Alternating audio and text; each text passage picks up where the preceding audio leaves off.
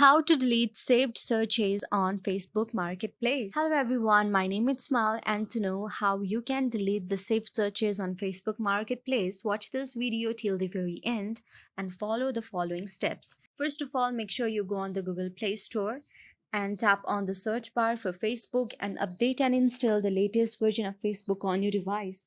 If you have already done so, then you can simply open your Facebook. On the top side, you will see there is the option of market right here. Simply tap on the market option and you will again see the option of message, a profile and the search icon right there.